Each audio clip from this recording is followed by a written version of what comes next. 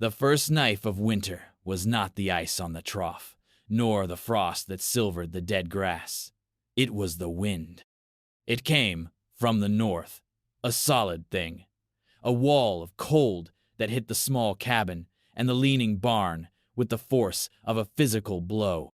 Silas felt it in his bones, a deep, familiar ache that heralded the long silence. For 30 years, the silence had been his only companion, the wind his only conversation.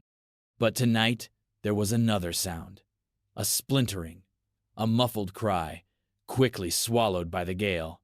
It was not the sound of an animal. He knew the panicked shriek of a coyote, the low complaint of a cow.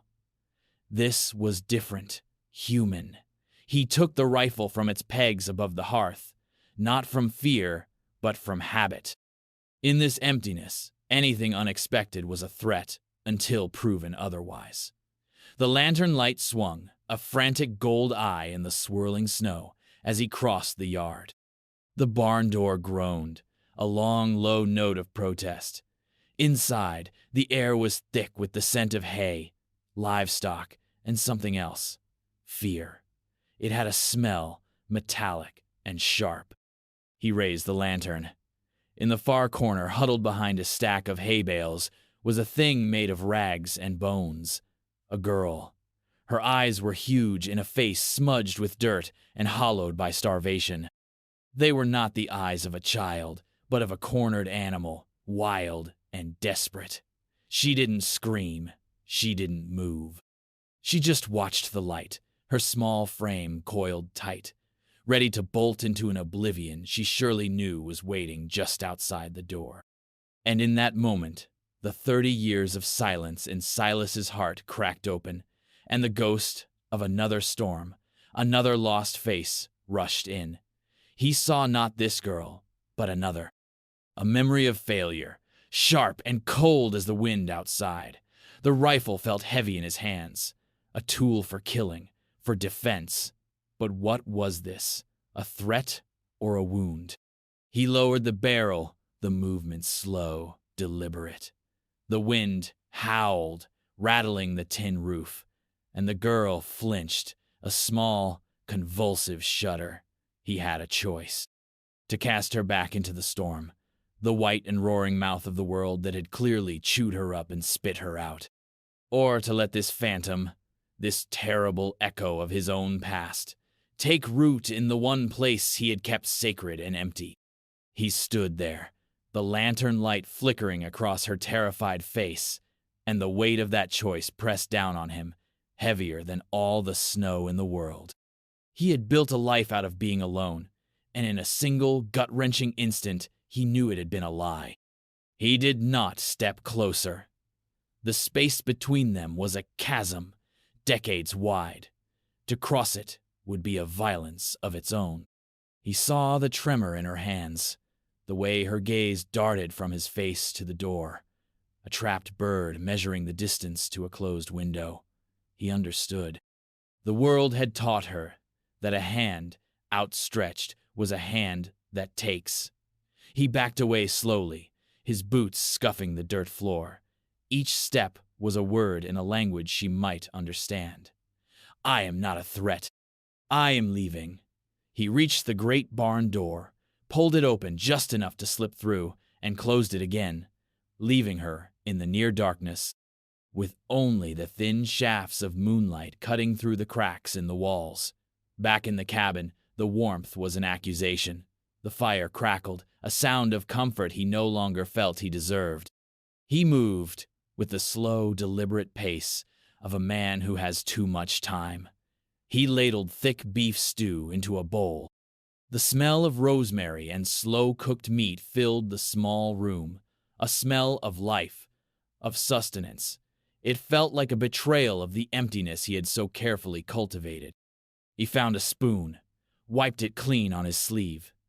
He took a heavy wool blanket from the chest at the foot of his bed. It smelled of cedar and disuse. He carried these offerings back across the yard, the wind snatching at the steam rising from the bowl. He did not enter the barn this time. He set the bowl just inside the door, the spoon beside it. He laid the folded blanket a few feet away, a silent invitation. Then he retreated, closing the door once more. From the cabin window, he watched. The barn was a dark shape against the snow, a wooden rib cage holding a fragile, flickering life. He did not sleep. He sat in his chair, the rifle across his lap, though he no longer knew what he was guarding against. The storm outside, or the one inside his own chest. Hours passed. The wind died down, leaving a world blanketed in profound quiet. The moon cast long, skeletal shadows of the leafless cottonwoods. He thought of his wife, her hands kneading dough, her face dusted with flour. He thought of his daughter, a flash of red ribbon in her hair as she chased chickens in the sun. They were ghosts here, in this chair, at this window. They had been for 30 years. He had failed them. The blizzard that took them was no different from this one. He had been away, mending a fence line on the far side of the ridge, and by the time he fought his way back, the cabin was a snowdrift, the silence already absolute. He had survived, and that survival had always felt like a curse.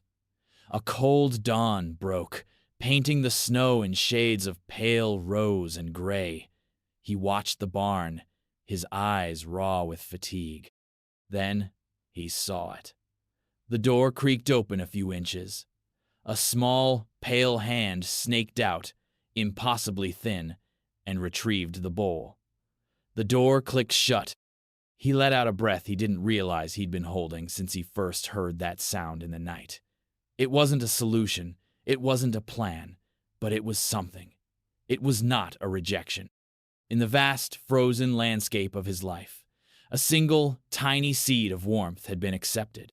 The days that followed fell into a strange, unspoken rhythm, a silent truce. Silas would rise before dawn, his movements measured, predictable. He would milk the single cow, his breath pluming in the frigid air of the barn. He never looked toward the corner where she stayed, a shadow within the shadows of the hayloft, but he was aware of her. A constant, low-humming presence in the back of his mind. He would leave the pail of warm, frothing milk by the door, and when he returned hours later, it would be gone. He worked his chores with a renewed, almost painful deliberation. Every action became a message. The steady, percussive chop of his axe splitting firewood was a heartbeat. I am here. I am steady. I am not a threat. The soft wicker to his old horse Patches was a conversation meant for other ears. He spoke of the weather, of the hardness of the ground, of memories of past winters, his voice a low rumble that filled the quiet space between the cabin and the barn.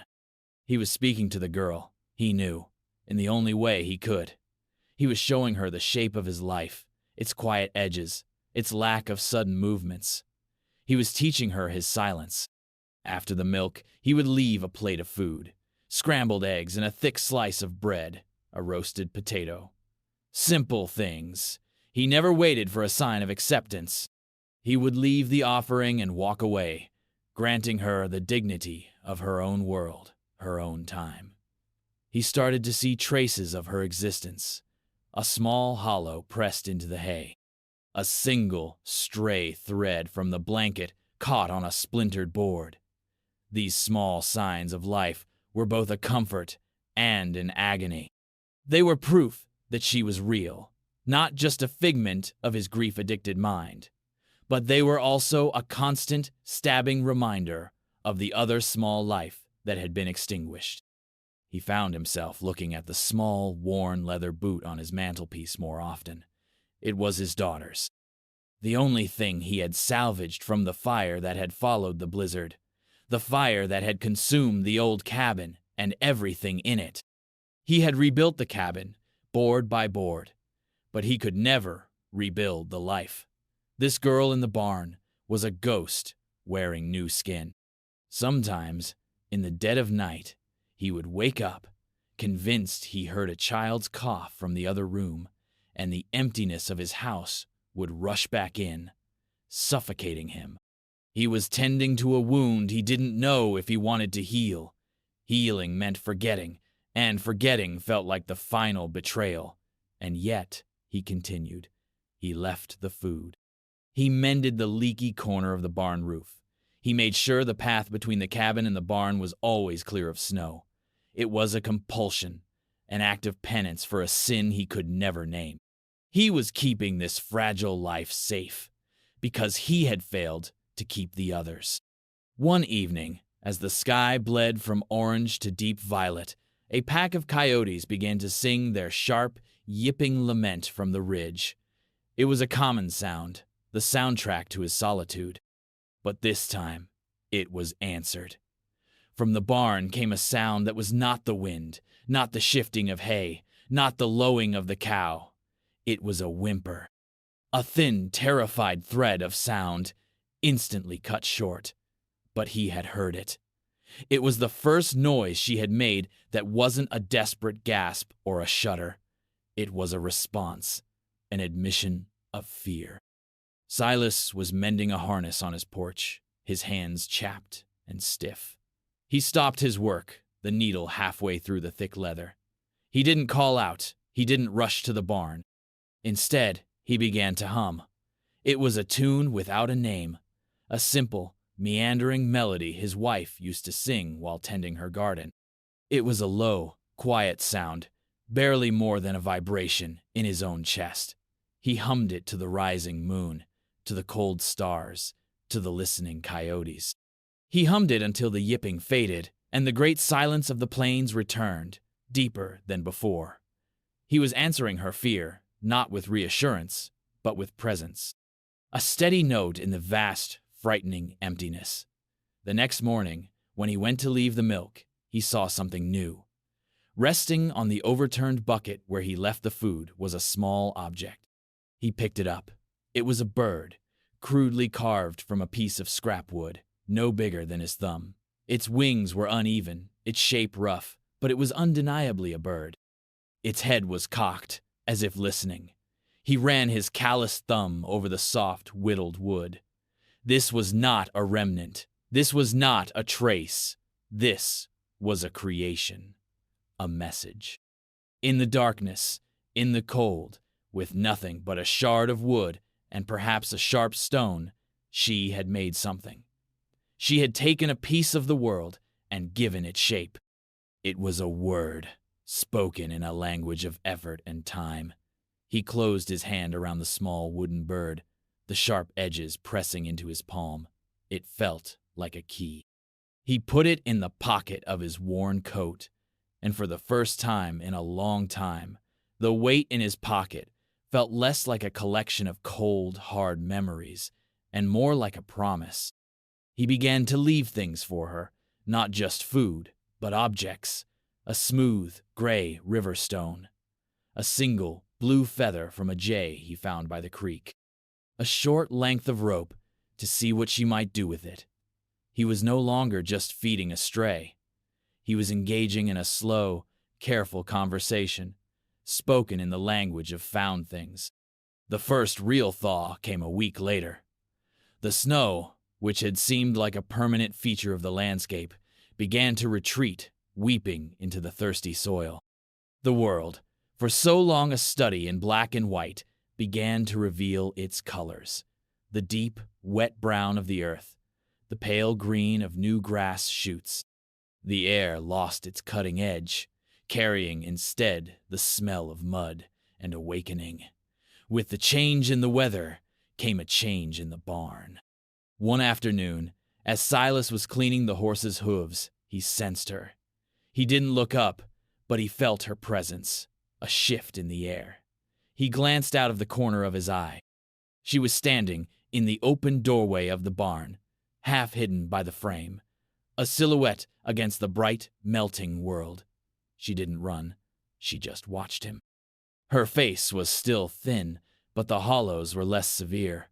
The wildness in her eyes had been banked, replaced by a deep, watchful curiosity. He continued his work, his movements slow and rhythmic. Pick, scrape, Brush. Pick. Scrape. Brush. He started talking to Patches, his voice low and even. "Ground's getting soft, old boy," he murmured, not looking toward the barn. "Be time for plowing soon. Turn all this old life under. Make way for the new." He wasn't talking about the field. He was talking about the house. He was talking about his heart.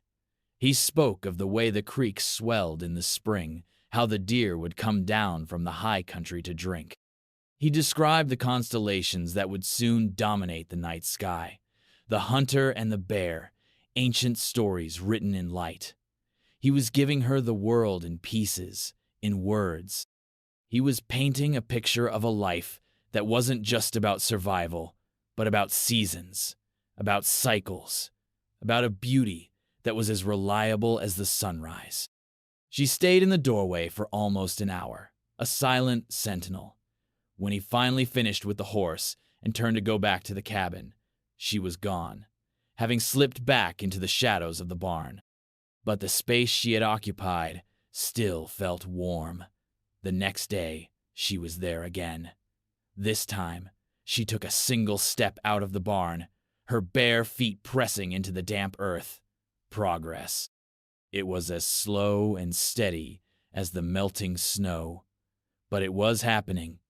He left a small apple on the fence post near where she stood, a bright red offering.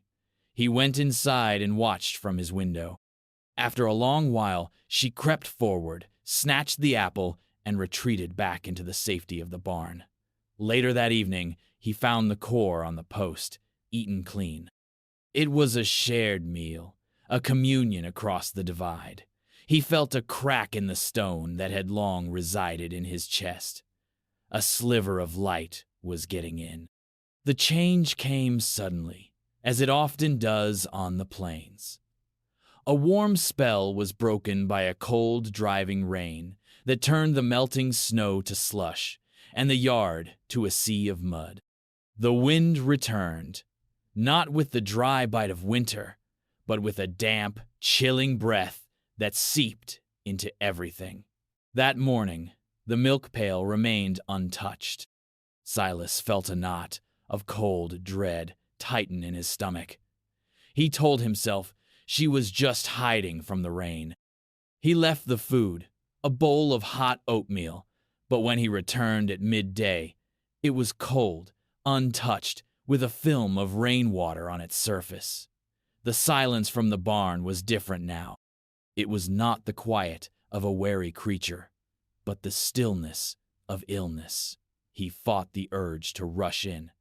Patience had been their language. To abandon it now felt like a betrayal. But as dusk fell and the rain turned to sleet, the dread became an unbearable weight. He could not endure another failure, not another loss to the storm. He took the lantern and walked to the barn, his boots sinking into the mud. He pushed the door open. "Girl," he called out, his voice a rough, unused thing. The name felt wrong, impersonal, but he had no other. There was no answer. He raised the lantern. She was in the corner, wrapped in the wool blanket, but she was shivering, a violent, uncontrollable tremor. Her face was flushed, her breath coming in shallow, ragged gasps. He knelt beside her, ignoring the instinct that told him to keep his distance. He placed a hand on her forehead. She was burning with fever. The wildness was back in her eyes, but it was unfocused, delirious. She didn't shrink from his touch. She may not have even known he was there. The choice was gone. Patience was a luxury they no longer had. To leave her here was to leave her to die. He scooped her up. She weighed almost nothing, a bundle of damp wool and feverish bones. Her head lolled against his shoulder. As he carried her out of the barn and into the stinging sleet, he felt the full, crushing weight of his past. He was carrying a ghost home. The cabin door swung open, and he stepped across the threshold. For 30 years, this house had been a museum of his grief, every object curated, every surface coated in a fine dust of memory. Bringing her inside felt like smashing a display case. It was a desecration. It was a prayer. He laid her gently on his own bed, the first person to lie there since his wife. The act was so profound, so monumental. It nearly brought him to his knees. He pulled off the damp blanket and covered her with his own dry quilts. He lit another lamp, filling the small room with a warm, steady glow. He was no longer a keeper of a tomb. He was a guardian. He had brought life into the heart of his death. For 3 days and 3 nights, the storm raged outside, and the fever raged inside the girl. Silas did not sleep. He sat in a chair by the bed, a sentinel in the flickering lamplight. He bathed her forehead with cool cloths, forced sips of water, and thin broth between her cracked lips. He moved with a focused intensity he hadn't felt in decades. The grief and lethargy burned away by the immediacy of the task. The house became a sick room, a crucible. The ghosts were still there, but they were quieter now, pushed into the corners by the sheer force of his purpose. He was no longer just remembering his wife's touch.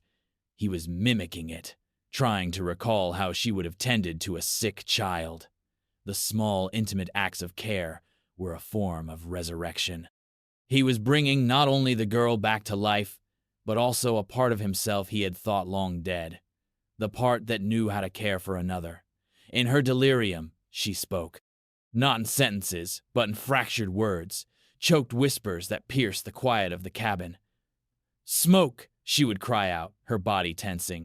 "Hot." And then, one word, repeated over and over like a terrible prayer. "Fire, fire, fire." Silas would place a cool cloth on her brow and murmur, "Shh, no fire here, just the rain. You're safe." He didn't know her story, but he was beginning to understand its shape. Her wilderness was not born of the plains, but of a specific, terrible event. She was not just starved for food, but for safety. She was a survivor of a different kind of storm. On the 3rd night, the fever broke. He woke from a brief, shallow doze to find her watching him. The delirium was gone from her eyes. They were clear, lucid, and filled with a profound, soul-deep weariness. But the fear was gone. She had been cared for. She had been kept safe. She had been brought through the fire. The silence that settled between them was different now. It was no longer a space of caution, but one of shared experience. They had weathered the storm together. As she slowly regained her strength, the cabin transformed. It ceased to be a shrine to the past and became a place of the present. He taught her small things, his instructions simple, spoken in a low voice. "Peas," he would say, placing a bowl in her lap.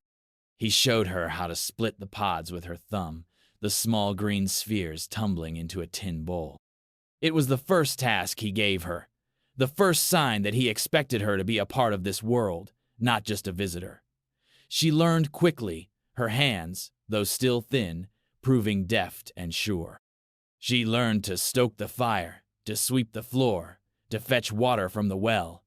Each task was a stitch, mending the tattered fabric of a life. One afternoon, he found her staring at the small, worn boot on the mantelpiece. She looked at him, her gaze a question.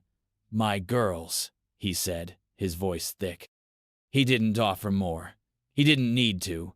She reached out a tentative finger and touched the cracked leather, a gesture of such solemn understanding that it took his breath away. She knew loss. She understood relics. Spring arrived in earnest.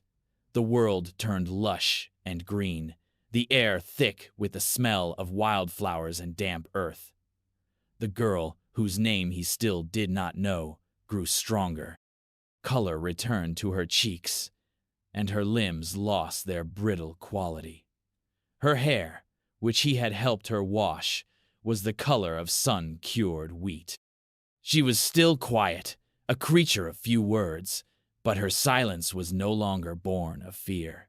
It was a comfortable, contemplative quiet. Her presence had reshaped the contours of his life. The sharp edges of his solitude had been worn smooth. He found himself thinking less of the past and more of the day ahead. What would they eat for supper? Was the fence by the creek in need of mending? Simple, forward-looking thoughts. One afternoon, he decided it was time. He took the faded photograph from the drawer beside his bed. It was the only one he had. A sepia-toned image of a younger him, his arm around a smiling woman, a small girl with bright eyes standing in front of them. He had not looked at it in years. The pain was always too much. He sat at the kitchen table, across from her. He slid the photograph across the worn wood. She picked it up, her expression serious. She studied their faces, her gaze lingering on the small girl. She looked up at him, then back at the photo. She understood. "My wife," he said, his voice barely a whisper. "Mary," he pointed to the small girl, "and Sarah." Saying their names aloud felt like releasing trapped birds. The girl looked at the photograph, then at the small boot on the mantel, connecting the pieces of his story. Then she did something that changed everything. She pointed to the woman in the photograph. "Mama," she whispered, her voice rough. Then she pointed to herself. "Ilara." It was a declaration, an offering, a name. Not just girl, but Ilara. He had shared his ghost with her, and she, in turn, had given him her name, linking her own loss to his. They were no longer just two survivors sharing a roof. They were two people sharing a history of pain, a parallel grief that, instead of doubling the sorrow, seemed to cut it in half. He nodded slowly. "Ilara," he repeated, testing the name on his tongue. "It felt right. It felt like hope." Later that week, he took her to the creek. The water was running clear and fast over the smooth stones. He showed her how to find the flat, perfect skipping stones. He demonstrated the flick of the wrist, sending a stone dancing across the water's surface. 1, 2, 3, 4 skips. She watched, her eyes wide. She tried, her first attempts clumsy, the stones plopping into the water near the bank. But she didn't give up. She kept trying, a small frown of concentration on her face. Finally, one of her stones skipped. Once. Twice. A tiny victory. A genuine, unbidden smile bloomed on her face. It was the first time he had seen her smile. It was like watching the sun rise after a lifetime of twilight. In that moment, watching the ripples spread across the water, he knew he was no longer just mending fences or tending to a stray. He was building a life. The rhythm of their days settled into a quiet harmony, dictated by the sun and the seasons. Summer unfurled across the plains, a great blanket of heat and buzzing insects. The work was hard, but it was shared. Ilara, once a fragile wisp of a thing, grew sturdy. She learned the language of the land not through his words, but through her own senses. She knew the smell of rain on hot dust, the feel of a ripe tomato in her hand, the sound of the hawk that circled high above the valley. She was no longer a ghost in his house, nor an echo of his past. She was simply Ilara, a solid, warm presence at his side. He taught her to work the garden, her small hands surprisingly strong as she pulled weeds and staked the sprawling bean vines. He taught her to fish in the creek, to be still and patient, to feel the subtle tug on the line. She, in turn, taught him things he had forgotten. She would bring him small treasures from her wanderings, a perfect bird's nest, a strangely shaped piece of quartz, a spray of wildflowers. She was showing him how to see the world again, not as a place of loss, but as a place of small, profound wonders. Their conversations were still sparse, but the words they used were freighted with meaning. "Sky's turning," she might say, pointing to a bank of clouds on the horizon, and he would know she meant more than just the weather. She was noticing the world, a part of it. "Horse is favoring his left," he might say, and she would nod, her gaze already on the animal, her understanding complete. One evening, they sat on the porch, watching the fireflies begin their nightly ballet in the tall grass. The air was warm and smelled of clover. For a long time, neither of them spoke. The comfortable silence was a testament to how far they had come. "Thank you," she said, so quietly he almost missed it. He looked at her. Her face was turned toward the twilight, her expression serene. "For the stew," she added. She was talking about that first night. The offering left in the cold barn. The first small act of trust. It had been months, but she had carried the memory of it. He didn't know what to say. The words, "You're welcome," felt small and hollow, utterly inadequate for the great, shifting weight of what had happened between them. So he just nodded. She understood. He knew then that she had not just been saved from starvation. She had been given a place to heal, and in giving her that place, he had found his own. The house was no longer a tomb. The silence was no longer an enemy. His memories of Mary and Sarah were still there, but they no longer felt like open wounds. They were more like faded scars, a part of him, a testament to a love that had been real. Alara's presence hadn't erased his past. It had allowed him to finally live with it. The quiet triumph was not in a single dramatic moment, but in these countless small ones, the shared meal, the comfortable silence, the sight of her, sleeping soundly in the room that had once been his daughter's, no longer haunted by fevers or the memory of fire. He had found a starving girl in his barn, a fragile echo of his own brokenness. And in saving her, in nurturing that tiny flicker of life, he had inadvertently rekindled his own. The seasons turned. Summer bled into the gold and rust of autumn. The first frost returned, silvering the edges of the fallen leaves.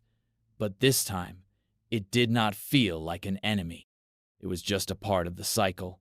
A year had passed since Alara had appeared, a ghost in the storm. Now, she stood beside him, her hand resting on the warm neck of the horse, Patches. She was no longer a girl, but a young woman. The haunted look was gone from her eyes, replaced by a calm and steady light. She moved with a quiet confidence, her knowledge of the ranch as deep as his own. She could mend a fence, read the weather in the clouds, and calm a nervous animal with a touch and a soft word. They worked together, a seamless partnership born of shared tasks and unspoken understanding. The ranch, once a place of solitary labor and penance, was now a shared home, a place of purpose. One morning, as they worked to secure the barn for the coming winter, he watched her. She was humming the same nameless tune he had hummed that first night, the melody he had learned from his wife. She didn't know its origin, but she had absorbed it, made it her own. It was a part of the fabric of their life now. The sound, once a lonely echo of his grief, was now a duet, even when only one of them was singing. He had never asked about the fire. He had never pushed her to tell the story of how she came to be in his barn. He knew it didn't matter. The past had delivered her to him, but the present was what they were building, board by board, day by day. Her healing was in the work, in the safety of the seasons, in the quiet companionship. His redemption was in witnessing it. The life he had lost was gone forever. He knew that. There was no replacing Mary and Sarah, but the life he had found was real. It was tangible. It was in the warmth of the cabin, the smell of bread baking, the sound of another person's breathing in the quiet of the night. It was Alara. He had pulled her from the storm, and she had pulled him from the silence. they had saved each other. That evening, as a gentle snow began to fall, they sat at the kitchen table, the lantern casting a warm, golden glow. "Looks like another cold one," he said. She looked out the window at the swirling flakes, then back at him. A small smile touched her lips. "We've got enough wood," she said. And in those simple words, he heard everything. It was not a statement about firewood. It was a statement about fortitude, about preparedness, about facing the storm together. It was the sound of a home, a real home, finally. Perhaps you, too, have felt the sting of a past that will not let go, a silence that grows too loud. Sometimes, the path out of our own winter is not found in solitary strength, but in the unexpected arrival of another soul in need of warmth. For it is often in saving another that we find the missing pieces of ourselves, discovering that a home is not four walls and a roof, but the quiet, steady presence of a heart that beats in time with our own.